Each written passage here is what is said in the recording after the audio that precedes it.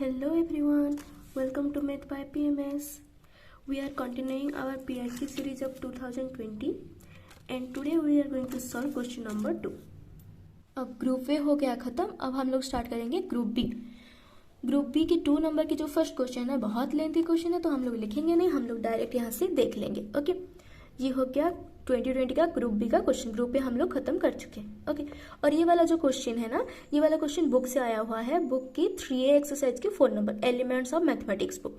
बहुत सारे क्वेश्चंस ना आपके बुक से है, जैसे कि ये बी वाला क्वेश्चन भी बुक से है, ये डी वाला, ये ई वाला, सारे क्वेश्चंस बुक से हैं. आई टोल्ड यू कि बहुत सारे क्वेश्चंस डायरेक्ट बुक से ही पूछ लेता है. Okay, so get back to the question. A man planned to start a poultry farm by investing at most 3,000 rupees. Okay, so कितना इन्वेस्ट कर रहा है? 3,000. He can buy old hens for rupees 80 and each young hen ones for rupees 140. मतलब पहले लिख लेते हैं कि हम लोग के पास क्या क्या वेरिएबल है. एक वेरिएबल है ओल्ड हैन, एक वेरिएबल है यंग हैन. पहले उसको लिख लेते हैं.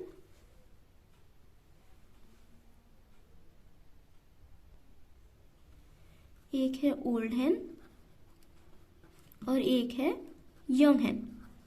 ओके, पहले दोनों को लिख लेते हैं. Old hen suppose x1 and ये सपोज x2. ओके, ऐसे करेंगे तो एलपीपी फॉर्म करना इजी होगा. आप लोग ऑलरेडी पढ़ चुके होंगे. एंड नेक्स्ट आगे की इन्फॉर्मेशन है, पढ़ते हैं. आगे इन्फॉर्मेशन दिया है each hen but he can not house more than 30 hens. मतलब वो 30 हैन से ज्यादा नहीं रख सकता है. मतलब x1 प्लस x2 को मिला करके वो 30 से ज्यादा नहीं रख सकता है. मतलब लेस देन इक्वल टू 30 ही उसको रखना पड़ेगा. इतना क्लियर. फिर आगे पढ़ते हैं. अब क्या है, वो बाय कर रहा है old hen for rupees 80 and young ones for rupees 140. तो ये एक इन्फॉर्मेशन है कि ओल्ड हैन को 80 रुपीज में और यंग हैन को 140 रुपीज में बाय कर रहा है. इसको लिख लेते हैं. तो उसके बाद बाय प्राइस लिख लेते हैं. ओल्ड हैन को 80, यंग हैन को 140.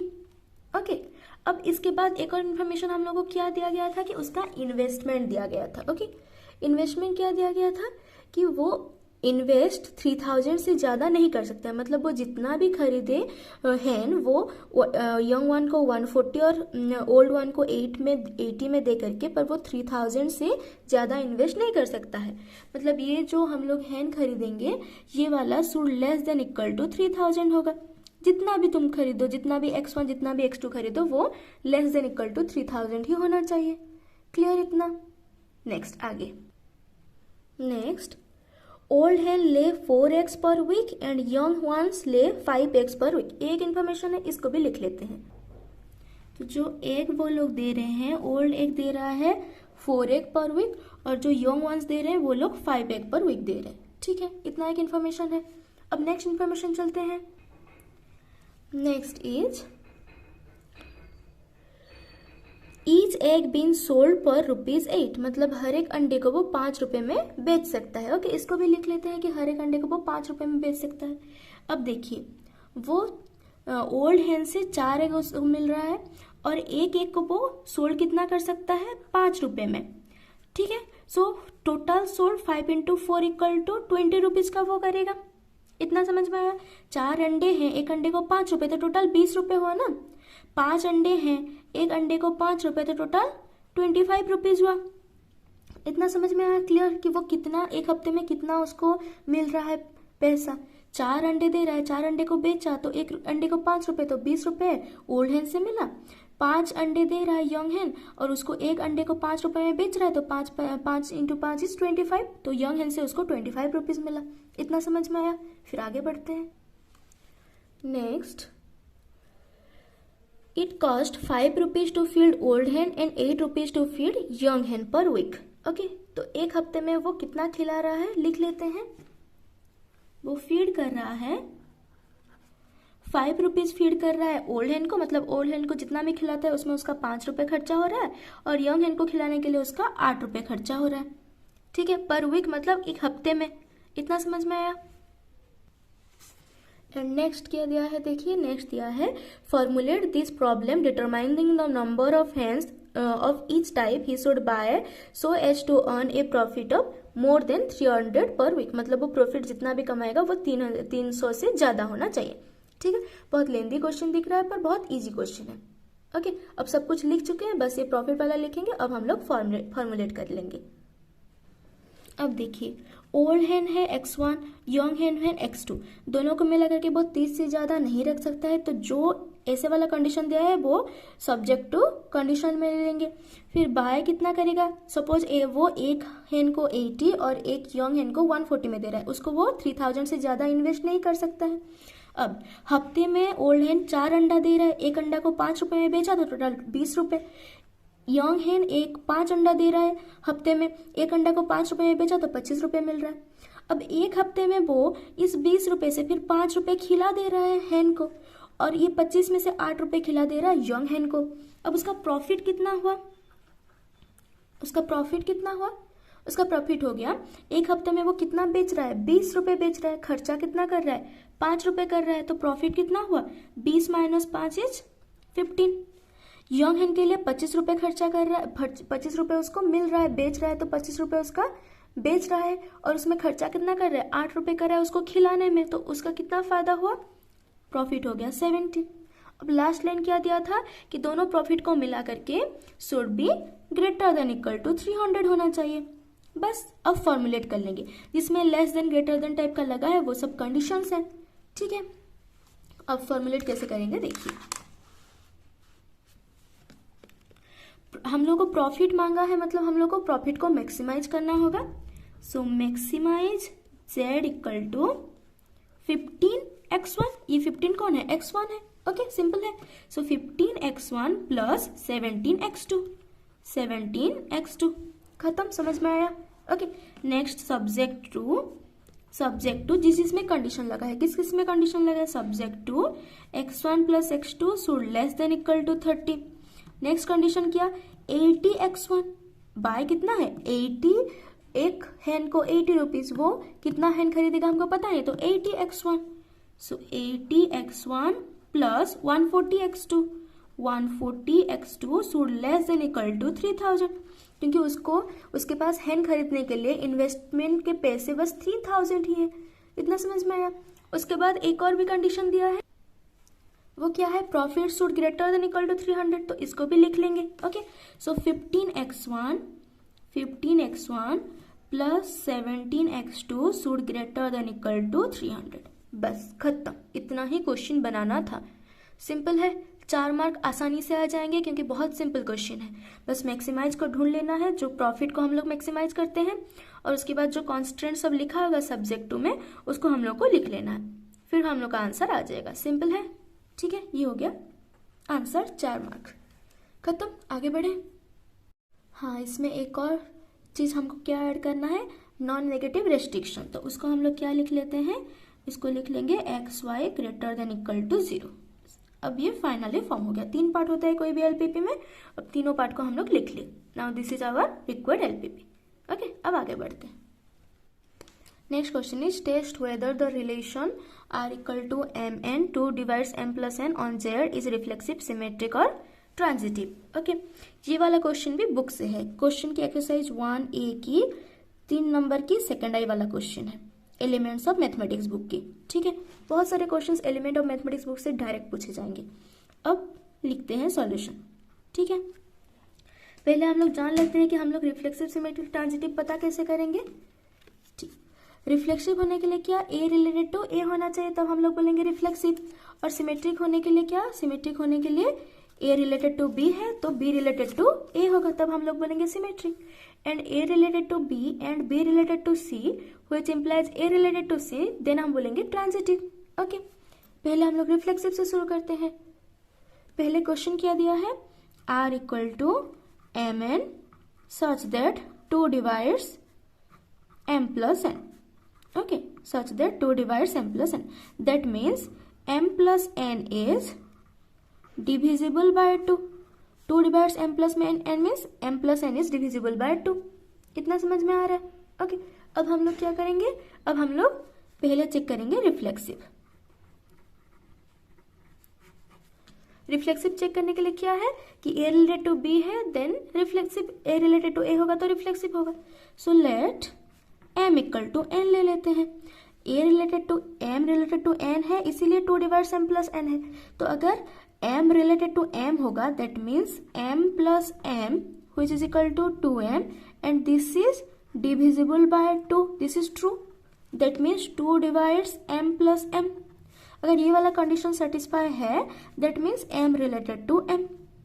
सिंपल। यहाँ पे जैसे 2 divides m plus n which means m related to n, ये वाला कंडीशन दिया है हम लोगों को, इसको हम लोग यूज कर रहे हैं। समझ में आया? सो this is reflexive, this is reflexive. Okay, इतना समझ में आया। फिर हम लोग क्या चेक करेंगे? सिमेट्रिक चेक करेंगे। सेकेंड में करेंगे सिमेट्रिक। सिमेट्रिक में क्या हम लोग को दिया होगा? a रिलेटेड टू b, ये हम लोग को गिवन होगा। a related to b means what? यहाँ पे m रिलेटेड टू n ले लेंगे। Okay, that is m related to n which means 2 divides m plus n, मतलब m plus n is divisible by 2। तो उसको हम लोग लिख सकते हैं m plus n is equal to 2k for any integer k। अगर m plus n is divisible by 2 that means m plus n is equal to 2k। Okay, which implies we can write n plus m is equal to also 2k for k belongs to z. That means n plus n is divisible by 2, which means 2 divides n plus m, which implies we can write n related to m. अब हो गया a related to b, then b related to a होता है तो हम उसको symmetric बोलते हैं। m related to n है, n related to m मिल गया। Okay, which implies that it is symmetric। समझ में आया? अब बस ट्रांजिटिव चेक करेंगे। Next is transitive. Okay, transitive के लिए क्या चेक करेंगे? a related to b and b related to c, then a related to c। Okay, तो पहले हम लोग लिख लेते हैं m related to n। m related to n means 2 divides m plus n, which means we can write m plus n equal to 2k1 for any integer k1 belongs to z। Okay, अगर m plus n divisible by 2 that means m plus n is equal to 2k1 लिख सकते हैं। Now क्या लेंगे? n related to p। Suppose कीजिए हम लोग एक और टर्म ले लीजिए, क्योंकि ट्रांजिटिव प्रूव करने के लिए 3 टर्म चाहिए, a b c। Okay, so n related to p which implies 2 divides n plus p। अगर n related to p means 2 divides n plus p which implies we can write n plus p is equal to 2k2 for any integer k2 belongs to z। Okay, इतना समझ में आया? अभी इस चीज को हम लोग हटा लेते हैं क्योंकि अब हमको याद हो गया। क्लियर? अब क्या करेंगे? This is equation 1, this is equation 2। अब हमको क्या चेक करना है कि m प्लस p भी डिविजिबल होना चाहिए, क्योंकि m related to n related to p, then m related to p होगा तो ट्रांजिटिव होगा। जैसे कि ये हो गया a related to b, b related to c and a related to c होगा तो ट्रांजिटिव हो जाएगा। ओके, सो नाउ आप लोग भी ऐसे छोटे छोटे चीट करके अगर याद रखेंगे तो आप लोगों को इजीली फॉर्मूला सब याद रहेंगे और ये ट्रिक्स सब याद रहेंगे। Okay, so now adding equation 1 and 2, 1 और 2 को हम लोग ऐड कर लेंगे। So m plus n plus p equal to 2k1 plus 2k2। अब हम लोग को चाहिए क्या? m प्लस p चाहिए, तो हम लोग m प्लस p को इधर लिख लेते हैं। 2k1 plus 2k2, n plus n is 2n, 2n इधर आया तो क्या हो जाएगा? Minus 2n, which implies m plus p equal to 2 common ले लेंगे, k1 plus k2 minus n। ये तीनों जो भी है इंटीजर ही तो है, so k1 plus k2 minus n is also an integer. So let's just name it as k3। इसको हम लोग क्या ले लिए? k3 नाम ले लिए। सो m प्लस p को हम लोग को क्या मिला? 2k3। That means 2 divides m plus p which implies m related to p। Okay, m related to n था, n related to p था, m related to p मिल गया। So this is transitive which implies this is transitive. समझ में आया? Clear? Next question is prove that for any f function from x to y F O I D Y equal to F equal to I D O F equal to F. इसको हमको prove करना है। ठीक है, ये क्या है? Function composition दिया है कि F composition I D Y की वैल्यू भी होगी एफ और I D Y composition F की भी वैल्यू होगी एफ। ये हमको प्रूव करना है। ठीक है, इस टाइप का क्वेश्चन जब भी आता है ना तो स्टूडेंट्स उससे आगे बढ़ जाते हैं कि प्रूफ तो हमसे नहीं ही होगा, पर जैसे वैसे वाला प्रूफ्स आए ना तो उसमें थोड़ा रुकिए, थोड़ा थिंक कीजिए, हो सकता है कोई इजी क्वेश्चन आप छोड़ के आगे जा रहे हैं, जैसे कि ये वाला क्वेश्चन करते हैं। चलिए शुरू करते हैं। हमको पता है IDX मतलब आइडेंटिटी ऑफ एक्स जो कि होगा एक्स, IDY मतलब आइडेंटिटी ऑफ वाई जो कि होगा वाई, इतना पता है। पहले हम लोग क्या प्रूव करते हैं, FOIDY को प्रूव कर लेते हैं, ठीक है। FOIDY कंपोजिशन तो लिखना आता है, FO का मतलब ब्रैकेट IDY, ठीक है, इतना समझ में आ रहा है, सिंपल है। सर ये वाला x है, ओके, ये वाला x है क्वेश्चन में। सो FOIDX मतलब O का मतलब है ब्रैकेट IDX। अब आइडेंटिटी ऑफ x इतना है, x है, so this is f of x which is equal to f of x को f लिख सकते हैं, सिंपल है, फंक्शन ही तो है, क्लियर इतना। अब लेते हैं राइट हैंड साइड में IDY of f, that means IDY O मतलब कॉम्पोजिशन f, इतना समझ में आ रहा है, ठीक है। इक्वल टू IDY मतलब IDY की y की वैल्यू y ही है, IDF ऑफ x की वैल्यू, जैसे आइडेंटिटी कितना है, आइडेंटिटी ऑफ y की वैल्यू y है, तो यहाँ पे जितना होगा वैल्यू यहाँ पे भी उतना ही होगा, IDY ऑफ f कितना होगा, f ही होगा, आइडेंटिटी फंक्शन दे रहा है ना, IDY ऑफ f ही होगा, इतना समझ में आ रहा है। आइडेंटिटी फंक्शन मतलब कितना है, जितना वैल्यू है उसी को ही देगा, जैसे आइडेंटिटी ऑफ y की वैल्यू y है, आइडेंटिटी ऑफ z की वैल्यू यहाँ पे z दे देता है, ठीक है, जितना यहाँ पे फंक्शन है उतना ही वैल्यू यहाँ पे रहेगा, तो यहाँ पे f है तो कितना होगा, f होगा, यही तो प्रूव करना था, प्रूफ हो गया, सिंपल है, ठीक, बस लिख लेंगे FOIDX equal to f equal to IDY of f, this is equation 1, this is equation 2 from 1 and 2, simple है, हो गया, इतना इजी क्वेश्चन था, पर प्रूव है इसलिए छोड़ करके आगे बढ़ जाते हैं, तो थोड़ा रुकिए वहां पे, थिंक कीजिए, हो सकता है वो इजी क्वेश्चन, ओके, आगे बढ़ते हैं। Next question number D, solve 3 tan inverse 1/2 + √3 minus tan inverse 1/x equal to tan inverse 1/3, हमको x के लिए सॉल्व करना है।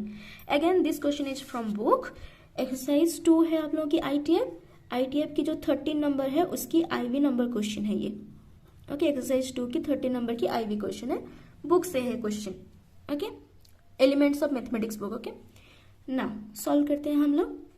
3 tan inverse 1/2 + √3 equal to tan inverse 1/3, ये जो माइनस tan इनवर्स x है राइट हैंड साइड में ले लेंगे तो हो जाएगा प्लस, तो यहाँ पे लिख लेंगे प्लस tan इनवर्स 1/x, इतना तक समझ में आ गया, ठीक है।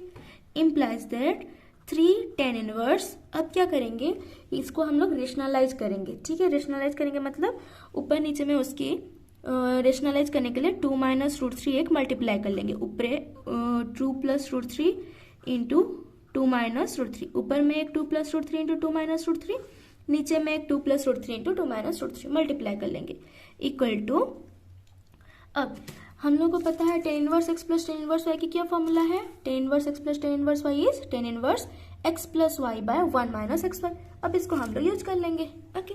सो tan inverse 1/3 + 1/x divided by 1 - 1/3 into 1/x, tan inverse x + y is tan inverse x + tan inverse y is tan inverse x + y/1 - xy, okay, simple है, इसको हम लोग अभी यूज कर लेंगे।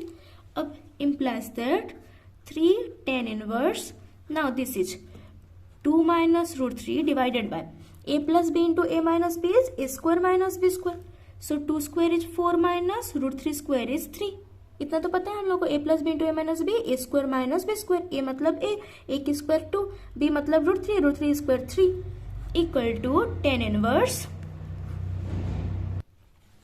एलसीएम गया 3x, तो ऊपर बचा 3 + x डिवाइडेड बाय, नीचे पे गया एलसीएम 3x, तो यहाँ पे बचा 3x - 1, इतना समझ में आया।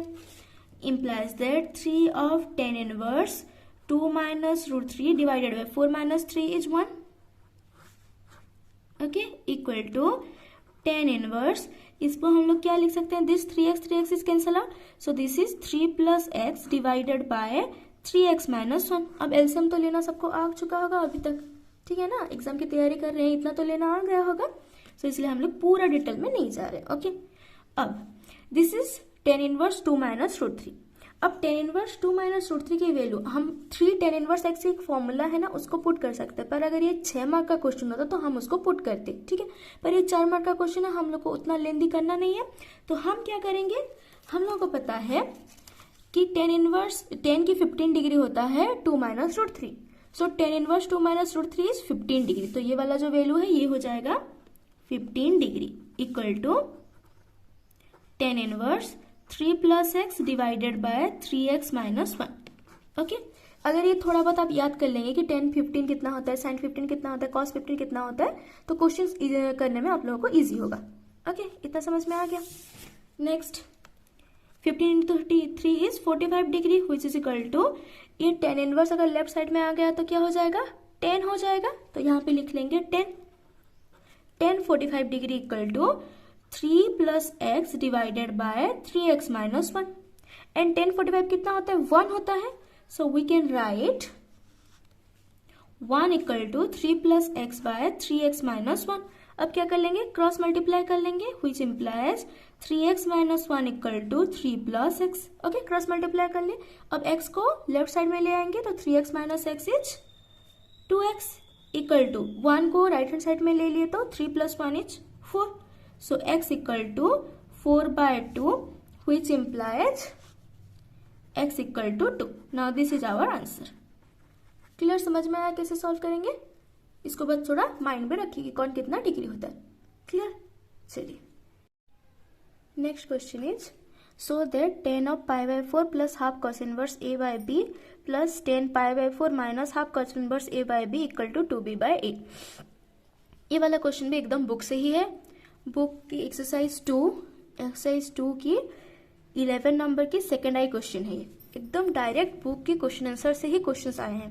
ठीक है, इसलिए मैं बार बार बोल रही हूँ कि एलिमेंट्स ऑफ मैथमेटिक्स अच्छे से प्रैक्टिस कीजिए, वहां से मैक्सिमम क्वेश्चन आपको मिल जाएगा. सो चलिए प्रूफ करते हैं. Proof, tan of pi by 4 plus half cos inverse a by b plus tan of pi by 4 minus half cos inverse a by b. Now this can be written as tan theta को हम लोग sin theta by cos theta लिख सकते हैं. Okay, so we can write sin of pi by 4 plus half cos inverse a by b divided by cos pi by 4 plus half cos inverse a by b. ठीक है, simple है. Plus इसको भी हम लोग लिख सकते हैं sine pi by 4 minus half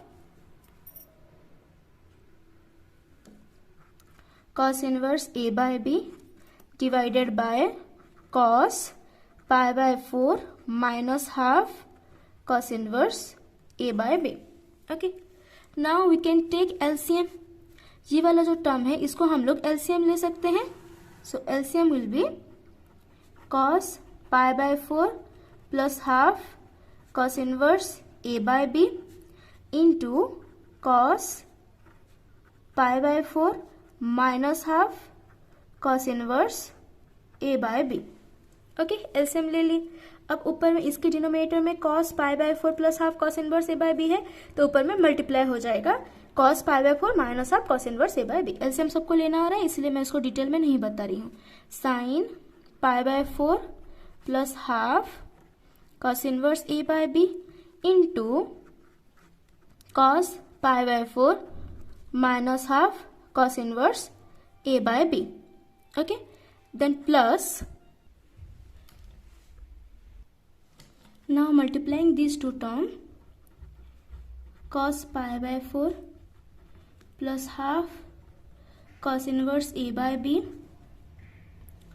into sin pi by 4 minus half cos inverse a by b. Simple. ठीक है, क्या क्या बस एलसीएम लिए, उसके बाद ये दोनों को मल्टीप्लाई, ये दोनों को multiply. Now this is, observe, this is sin A cos B. Okay, just change the pen. This is sin A cos B plus cos A sine B. अगर इसको हम लोग ए मानते हैं और इसको B, then sine A cos B plus cos A sine B उसी term में है। तो इसकी एक फॉर्मूला है ना, क्या फॉर्मूला है? Sine A cos B plus cos A sine B is sine A plus B. ये तो सबको पता ही है, तो इसको हम लोग यूज करेंगे। इक्वल टू साइन ए की जगह पे क्या लिखेंगे? Pi by 4 plus half cos inverse A by B. Sine A cos B, so plus B की जगह पे क्या लिखेंगे? Sine pi by 4 minus half cos inverse a by b. Okay, so now if this is a and this is b, then sin a plus b is sin a cos b plus cos a sin b. Okay, इतना तक clear सबको? अब divided by, now this is cos, suppose this is a and this is b, suppose. So this is a and this is b. So this is cos a plus b into cos a minus b. और इसकी एक formula है जो हम लोग को पता है। कौन सा वाला फॉर्मूला है? cos a plus b into cos a minus b is cos square a minus sin square b. ठीक है, अब इसको हम लोग यूज करेंगे।